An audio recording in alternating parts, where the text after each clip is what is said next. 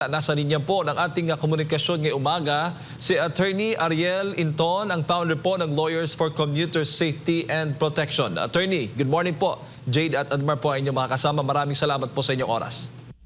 Maraming salamat po at magandang umaga po sa inyo at sa lahat ng ating mga taga-subaybay. Opo, kumusta po ang kalagayan, sitwasyon ng ating mga tsuper at mga operator po sa gitna nga nitong tumitinding taas presyo ng ating mga produktong petrolyo dulot nga ng gulo dyan sa Middle East? Well, ang transport sector ay naghihintay ng ang magiging pasya ng kasalukuyang administrasyon. Meron silang mga panawagan, no? Una ay hindi lamang ang transport sector, ngunit iba pa rin pong sector at meron na rin pong mga naka-file sa Kongreso na ang excise tax ay pansamantalang alisin sa petroleum products. Pangalawa, ay may nagsusulong pa rin na ibigay kung sakaling umabot na sa 80 per barrel, no, ang pagbigay ng fuel subsidy. At pangatlo ay nandiyan naman binben ang petisyon for provisional fare increase sa LTFRB na ang pahayag ng LTFRB ay kung sakaling umabot sa 60 pesos per liter ay maaaring maikonsidera yung taas pasahe pansamantala. So yan yung mga yung mga suggestions at mga inaasahan ng transport. So pagka ito'y linahat natin, talagang nangangamba. Hindi lamang ang transport sector, kundi ang lahat dahil ang supply ng ang krudo ay dapat tingnan dahil meron pong yung reserve na produkto ng petroleum products na available is according to the President, it's about 50 to 60 days. Pagkatapos noon ay baka maranasan natin yung 1973 kung kayo'y di pa buhay noon o maliit pa, yun yung oil crisis noon, no? Which is also possible but of course sana ma-avoid dahil mahirapan po ang mga bansang katulad ng Pilipinas. Opo, kung yan po inaasahan natin talagang magtataas ng singil sa pamasahe dahil nga dito sa tumitinding tensyon dyan sa Middle East. Ang reaksyon naman ng mga commuters, kumusta naman po, Attorney? Sa LCSP, ang amin pong posisyon ay alisin muna yung excise tax sa petroleum products. Dahil mismong mga transport sector ang mga humihingi po ng taas singil ay nagsabi na kung sakaling maibibigay ito na pansamantalang mawala yung excise tax, which is about 6 pesos less than the price of fuel per liter, no? Ay hindi na nila muna kailangan ang taas pasahe. Dahil ang taas pasahe ay ang mga commuters ang magdadala niyan. At ang pagdala ng problema niyan, hindi lang yung taas pasahe, kundi siyempre may mga ibang pang mga bilihin tumataas, etc. In other words, nag-snowball yung epekto, no? Kaya ang aming panawagan sa pamahalaan, no, sa Kongreso na maipasa yung authority na ibigay kay Presidente na to suspend the implementation of the fuel subsidy now, no, and the President to suspend it. Ang sinasabi kasi nila na kapag tinanggal mo yung excise tax, mawawala ng kita ang pamahalaan ng about 100 billion pesos daw, no? Which which we don't know. Yan is according to their economic managers. Pero ang sa amin, ang titingnan namin is the immediate relief that could be given to the transport sector, not only the transport sector, but the pangkalataan, kasi hindi lang naman transport ang gumagamit ng gasolina, malaking relief talaga. Yun sa gobyerno, yung version nila, hindi natin pwedeng, we are not in government, so we don't know. But sa amin, sa LCSP, sa aming pag-aaral, mas mainam ng yung immediate relief, na mabawasan yung presyo ng crudo by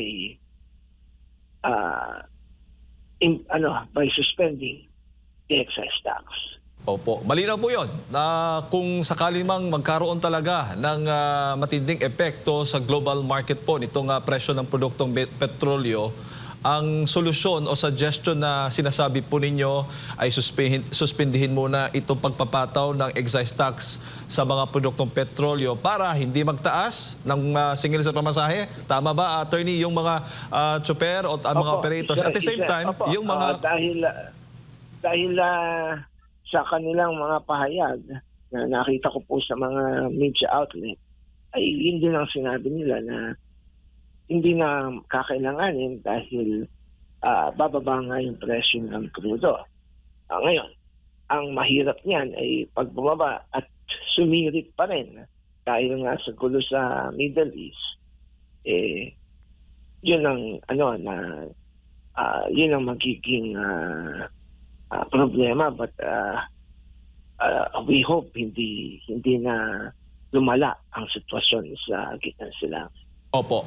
Pero attorney, wala ho ba kayong nakikitang hadlang o issue constitutionally dito nga po sa suggestion po ninyo na bigyan ng authority ang Pangulo, suspendihin itong excise tax? Ano nakikita po ninyo? Wala po kami nakikita na balakid dyan basta ipinasa ng Kongreso. Ang nakikita naming balakid ay kung hindi gagawin ng Presidente.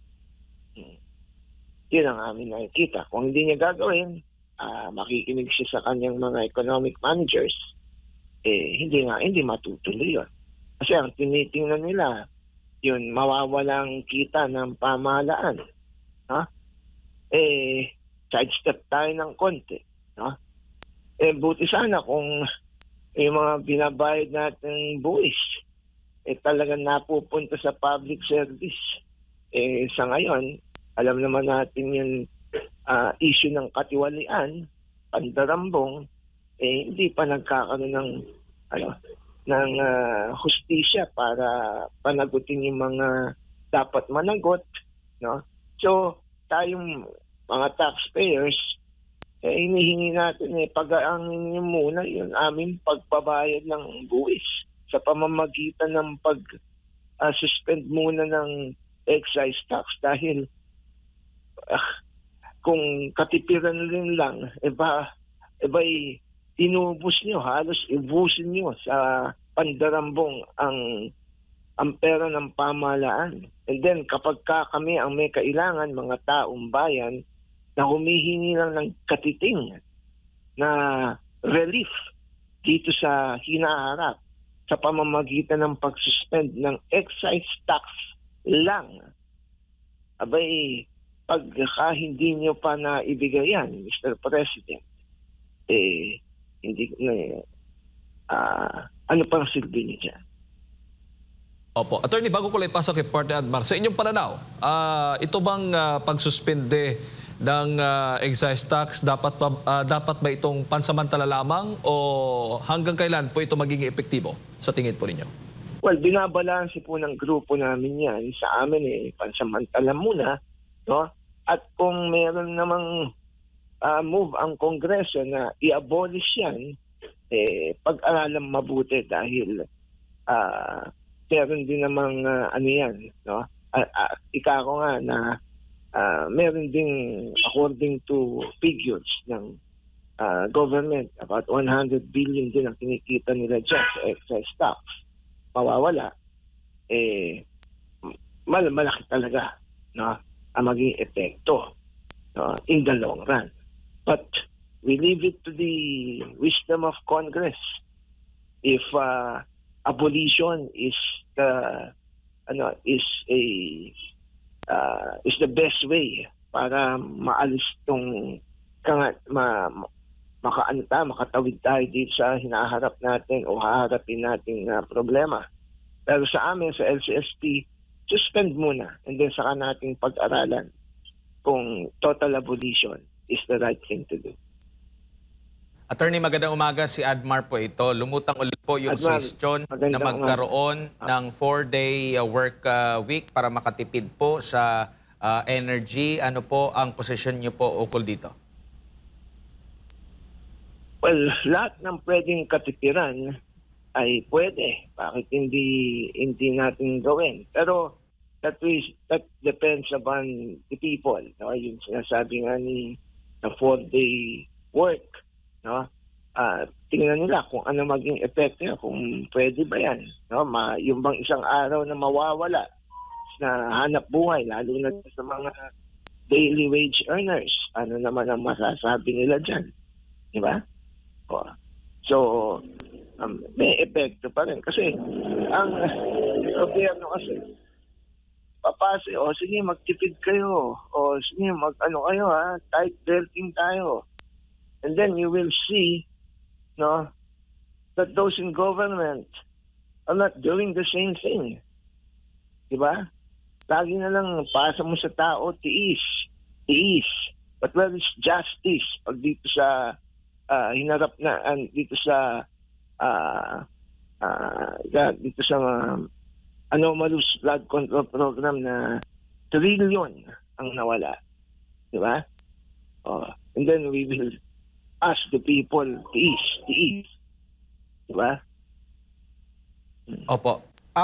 Dito nga sa posibleng pagtaas ng presyo nga, no? Kasi ang sabi, posibleng nga umabot ng 90 raw yung diesel ata yun, no? 90 pesos ang kada litro. Inaasahan nyo rin po ba o nakikita nyo po ba na dadami ang magiging commuter sa hinaharap, lalo na kung lalala itong tension dyan sa gitnang silangan? And at the same time, nakikita nyo rin po ba sa kasalukuyang setup, no, sistema sa ating public utility vehicle, sasapat po ba ito or ano yung needed ng ating gobyerno? Sakali man po na dumami, kung nakikita nyo pong dadami ang mga magiging commuters po sa hinaharap. Okay. That is also one point kung bakit ang LCSP is in favor of the suspension of the imposition of the excise tax. Bakit? Kasi hindi lang naman public transport ang gumagamit ng gasolina. Diba? Ang dami rin private car owners. At kapag nagmahal na yan, no, like 60 o mas mataas pa per liter, no, abay malaking malaking kadagdagan ng expenses ng household, no? Dahil sa yung dating yung dating na ikakarga mo, no, ay bababa, no? At hindi lang yon, yung pang iba pang household expenses. So sabihin na natin na okay, sige, mag-ano na lang tayo, public transport tayo. Yun ang next question mo. Sapat ba? No? Nakahanda ba? At kaya ng public transport kung sakaling magkaganto. No? So, kailangan paghandaan din yun. No? Just in case. Dahil kung magsishift ang mga private car owners sa public transport, not because of convenience, but because they have no choice para makatipid, no? Kailangan handa yung public transport dyan. Opo. Dito naman po sa ipinalutang din, dati pa ito noong January, itong si General Manager Torre ng MMDA, yung carpooling po, tapos yung magka-carpool, dito po dadaan sa bus lane. Nakikita niyo rin po ba na magandang solusyon yan or malalong mahihirapan yung mga commuters dyan kasi dito na nga lang sila makakaroon ng hindi traffic, no? Sa pagbabiyahe, pag-uwi po nila sa pamamagitan ng bus lane, madadagdagan pa sila dyan. Carpooling po, okay naman yan. Huwag na lang padaanin sa EDSA, sa EDSA bus lane. Dahil yon para sa buses talaga yon. Masisira yung design ng ng dispatch dyan, saka yung nga, yung mga binanggit mo. But carpooling per se, no, is is useful. Magandang yan. At hindi naman si Tore lang nagsabi niyan. Decades ago, many years back, marami na nag-suggest niyan. Bakit hindi mag-take off? Kasi nahuhuling kolorum. No? Pangalawa, meron naman talagang mga nagsasamantala na carpool daw pero nangongolorum. So kailangan pagka ganyan, kung seryoso talaga MMDA sa suggestion na yan, you have to come up with a policy guidance kung ano ang papayagan nilang carpooling.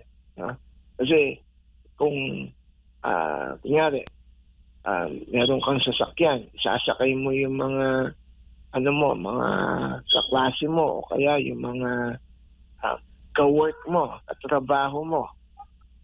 Pipick upin mo sa isang pick-up area. Nakita ng enforcer, isisitahin ka. Pipilitin na, meron ba kayong binayad dito sa driver? Paano kung ang usapan nila mag-contribute sa gasolina? Ganun ba? Bawal po yan, kolorum yan. Ganun kaagad ang kasi ganun yung frame of mind ng mga enforcer Kahit na sa tingin namin, yung pag-contribute mo ng gasolina is just reasonable. Dahil di ka naman pwedeng forever ka na lang nakikiangkas unless okay lang dun sa may-ari ng sasakyan. Diba?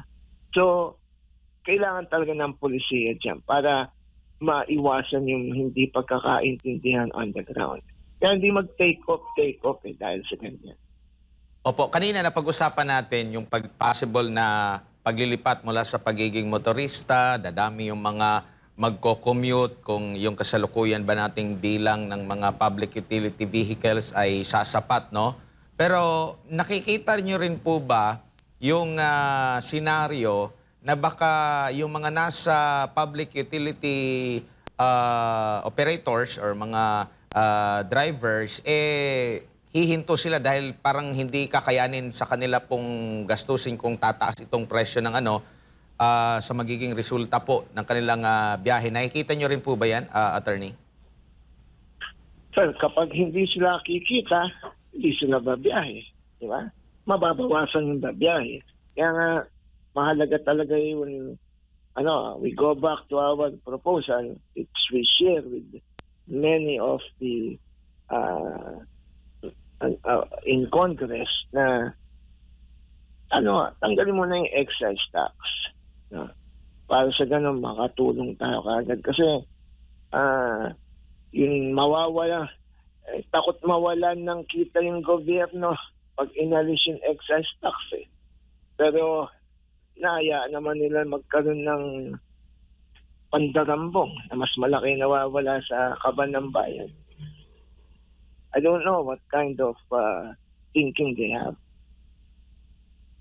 Alright. Attorney, siguro huling mensahe po ninyo muli sa lahat po ng ating mga kababayan na nanonood po sa mga oras na ito. Well, ang